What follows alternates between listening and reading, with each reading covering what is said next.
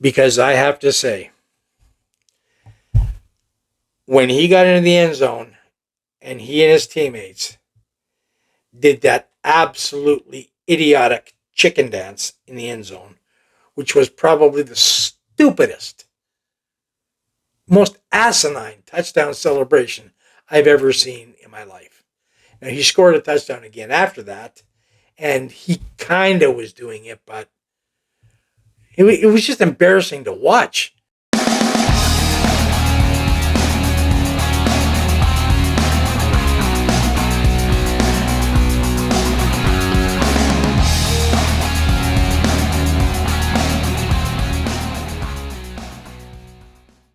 All right, welcome back to the Out of Bounds Sports Podcast. I'm your host, Don. Cody's not here today. He has decided to go to New York to see the Giants against the Cowboys. Yeah, that's right. He picked the Giants over doing the podcast to be with you today. So thanks for that, Cody. We're into week 17 of the CFL season now. We will go over the scores from week 16 and the so-called, there were 4 games played, and we're going to start with the Argo game. We will go over the scores as we go along and take it from there. So the Argos lost this one 33-31 at home to Hamilton. Hamilton's actually beat the Argos all 3 times this season, which I don't remember the last time that happened. It was an important game for Hamilton. It was a game that they had to win, and they did win. It was a game that the Argos could have won. The difference, I'm going to say, is the missed field goal because they only lost by 2. So, all right, we'll have a look at the highlights of this one and see where we are. Okay, so we got Hamilton down to the Argo 8, second quarter. Gets the ball to Robinson. There's 11 minutes left, and Hamilton goes up. Now we got Hamilton's up 10-3 and Chad Kelly. Chad Kelly again. What is it with this guy? He doesn't look like he can run at all. And all he does is run into it's mind blowing. So now at that point, we're in the game. We're going to go to about a minute and a half left in the second quarter. Hamilton's up 11-10.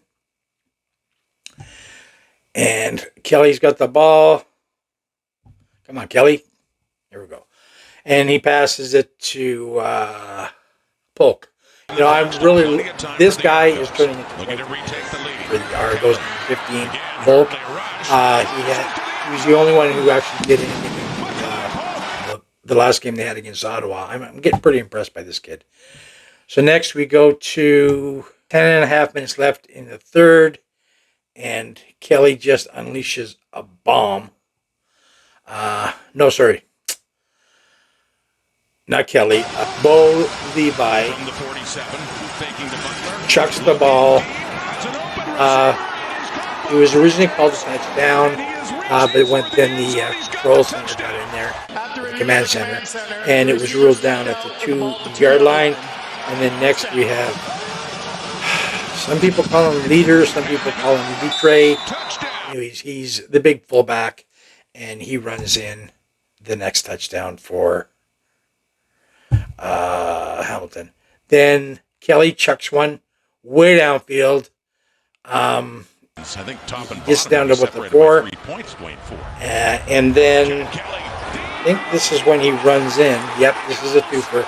This is when he then runs in his second touchdown of the game. And now the Argos are going to be up 28-27. Looking to make quick work. And Leggio is going to try a 47-yard field goal on this sloppy-ass field. I don't know why this field was so bad, but it was terrible. Anyways, this is the last play of the game.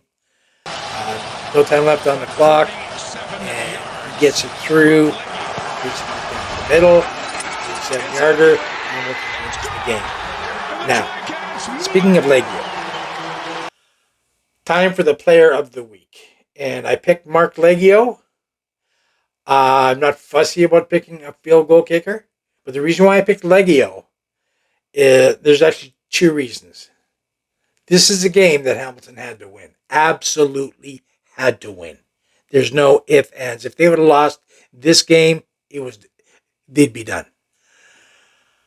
This field, I don't know if it was a cow pasture or if it was a football field or a swamp. It was terrible. And I'm thinking maybe they had an FC game a day or two before because they play on real grass. Maybe they were not able to maintain it properly. I don't know. Either way, he kicked 6 field goals on this sloppy-ass field. 2 extra points. He scores 20 of their 33 points. He's my player of the game. He's my player of the week. That's all. If I'd like to hear who you think should be the player. Should it be Armstead? Should it be Oliveira? Or did I make the right choice? Let me know. All right, let's carry on now to Saskatchewan and Calgary. If you recall in the last video, this is the game that Cody called the Toilet Bowl. Now, I expected that it was going to be a decent game. I didn't expect Calgary to score 29 points because lately Calgary's been just garbage. It ended up being somewhat of an exciting game. There were points Saskatchewan was ahead by quite a bit, but Calgary was clawing back. But you know what? Too little, too late. Let's see what we got here. So on the first play, we got early in the first. Stevens, they bring him in for a 1 yard. So he just makes like a 64-yard run and touchdown Calgary. So then we're going to the third quarter. At this point, Saskatchewan is already up 24-9. The reason why I'm not showing those highlights, 2 1-yard runs by Patterson and 1 by Harris. Those are average everyday touchdowns, and I'm not going to waste my time even showing those. So now we got 11 minutes left in the third, and Calgary's down 24-9. Gets the ball. Now we got us a gunfight. And that was, we'll go to the next one, which is, so now 24-16, 5 minutes left in the third quarter, and Harris. Big Bears drive. Harris has time downfield. Passes the ball, nice pass to Schaefer Baker. He bites Schaefer Baker. Like, they had him at the 5, and he said, no, I don't think so. Not today, boys. We're going to go for it. You're thinking it's out of hand. Out of control. Because it's 31-16 for Saskatchewan, and we're just starting the fourth quarter. And wouldn't you know it, Calgary comes back, march it downfield, pass the ball into the end zone. Oops, touchdown, there we go. Gets it away. What's going on here? Guns it in there to Phil. More highlight here. So we got, it's now 34-23. Calgary has the ball at the Saskatchewan 2-yard line. Mark and Michelle out to the 6 minutes left. Hands off the ball. Block in the end zone.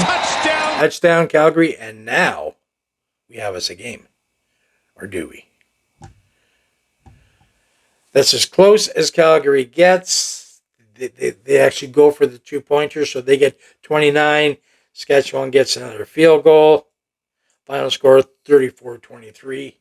Sorry, 37-23. I thought it was overall, I thought that was a good game. Just getting back to the Argo game for a second. There are people saying that that was the game of the year. Not to me.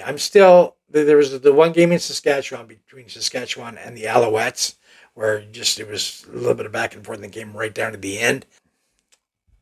Let's go to Alouettes and the Red Blacks. My expectations of this game were high. Even though Montreal has been scoring a lot lately, Ottawa has been putting points on the scoreboard, and this game I found quite disappointing. I don't know what's going on with the Ottawa quarterback situation. Brown, has lost his whatever he had going for him. And Mazzoli is not the answer. There is a reason why he started the season as the third string quarterback. And as for the Alouettes, like what's going on with the offense with the Alouettes? They are not the same team that they were at the beginning of the season. They're not even close. Like I was saying last week, they need to get Alexander in, see what he can do, and get Fajardo out. Ever since Fajardo came back from his injury, he's not been the same guy. Alexander had things going well. Finally, in this game, there was a pass or two from Fajardo to Rambo. He was Alexander's favorite target. These guys were scoring like it was going out of style. I don't know why the Alouettes don't just constantly give the ball to Rambo and Speaker. Just, these guys are always making spectacular catches. Get them the ball, let them go. All right, let's hit the highlights. The first play, this was 5 minutes into the first quarter. And Ottawa has it at their own at the Alouettes 43. Now, Drew Brown's already thrown a pick in this game. And he does it again. So, Alouettes, at some point, you have to think. Today, a playoff preview. I think that this should have been classified as a completion because he threw it right out. Takes it all the way down for a touchdown. And at this point, Ottawa is now behind. Next, we're going to Fajardo. This finally passes the ball to Rambo. Rambo takes it down to the 8-yard line. You think they can score a touchdown on that? No, they can't. They get it. Like, what happened to the offense, kids? And I think I only got 3 highlights in this game. And the final one, 7 minutes left in the third quarter. And Mazzoli finally passes one. Mazzoli looks to throw up over at that point, it was 21-6, so they made it 21-12. There's still a whole quarter left to play. This was not an insurmountable lead. But again, Mazzoli, who's supposed to be, the greatest guy ever, sucks again. He could have come back against Hamilton, but no, he throws 2 picks within the last 2.5 minutes. He could have done something here. Like, the Alouettes were off their game again. So, happiness is that they got Drew Brown out. The bad thing is they only had Mazzoli left. So, you know what? Ottawa, they started it off strong. I don't know what's going on with their quarterbacking situation, but they are falling rapidly. All right. The final game was the Blue Bombers and the Elks. This is a game that I'm screaming at the TV. I am losing it. Edmonton could have won this game. They were in it. They were in it until the fourth quarter. They start Trey Ford, which is beyond me. Why are you not putting in Macbeth? When was the last time he lost? Anyways, in the first half, he gets picked off twice. 2 fumbles. So they got 4 turnovers in the first half. And the Bombers only get 3 points. It's 3-0 at halftime. And I'm thinking, okay, they're going to swap out Ford because he's doing nothing. And they're going to put in Macbeth. Well, I thought wrong. Because he plays the whole third quarter and part of the fourth quarter.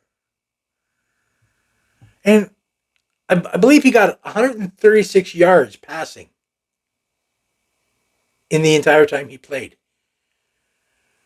That would mean he got like less than 100 yards in the first half.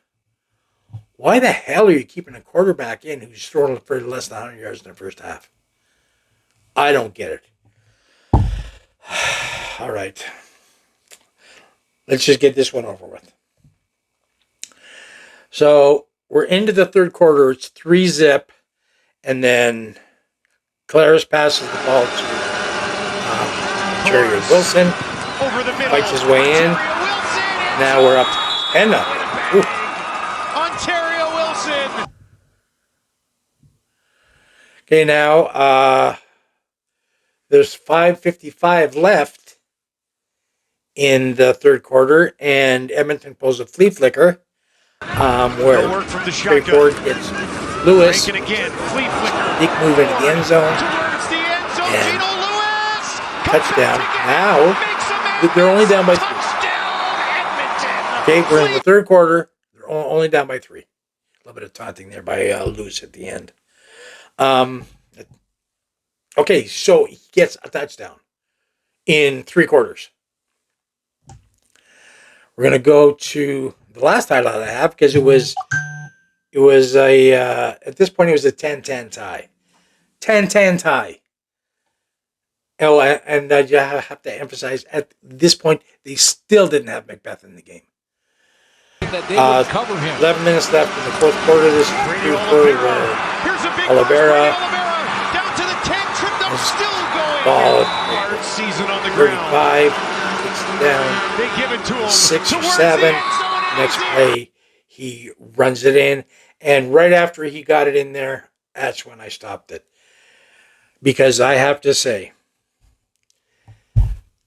when he got into the end zone, and he and his teammates did that absolutely idiotic chicken dance in the end zone, which was probably the stupidest, most asinine touchdown celebration I've ever seen in my life.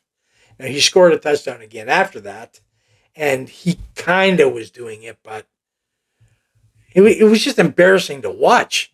So, and either way, so that was that, and the Blue Bombers ended up winning 24-14. I'm telling you, Edmonton, if they would have made that, I'm not saying if they would have made the halftime change, they would have won. But they would have had a better chance. And this was a game Edmonton had to win. Absolutely had to win. And to coach that stupidly and to keep a quarterback in who's done nothing in the first half. Like, he couldn't have played any worse. Meanwhile, you have a guy who 2 games ago throws for almost 500 yards. And he's on the bench. And I hope he didn't put him in the game so he could play against his brother on the Bombers. If he kept him in that long for that, well, hopefully he's not the coach next year, because that was terrible. Terrible game. All right. So, I think now let's review the picks we had last week and the picks we made this week. All right, so last week, Cody and I both ended up 3 wins, 1 loss. I had Hamilton, he had the Argonauts. That was when he lost. Both had Saskatchewan, I had Ottawa, he had the Alouettes, and we both had the Blue Bombers. So this week, again, there's 4 weeks. We've got the Bombers against the Elks. We both have the Blue Bombers. I'm actually glad I picked that because that Edmonton coach just pissed me off. Tiger Cats and the Lions. We both have the Tiger Cats. And it's in BC. BC hasn't, well, they had a good game or two, but not lately. And Hamilton, I have to say, I'm always talking shit about Hamilton. Hamilton's on fire right now. And they're playing like a team that wants to win. So, good job for Hamilton. We got Ottawa at Saskatchewan. I got Saskatchewan. Cody's got Ottawa. And we got the Alouettes at the Argos, and both of us have the Alouettes. So after this, we got 18, 19. We got 4 weeks left. He's still down by 6 games. So he needs the Red Blacks to win this week. And if they don't, and Saskatchewan does, it's over. That's it. All right. Power rankings time now. The power rankings, so Cody's got the Bombers still first, Alouettes second. He had the Argos move up too, which I don't think I beat, but okay. Elks down 1, Red Blacks down 1, and everyone else stayed the same. Lions, Tiger Cats, Rough Riders, and Stampeders. I kept the Alouettes at number 1. I moved the Blue Bombers up 2. Lions stayed the same. Red Blacks went down 2. Saskatchewan went up 2. Argonauts went down 1. Tiger Cats went up 1. Elks went down 2. And Stampeders, I think they're going to stay in the basement for the rest of the year. So those are the power rankings. Let us know if you agree with those, if you don't, and even with our picks, if you agree with those, or if you don't, we would like to hear what you think. All right, so that's it for now.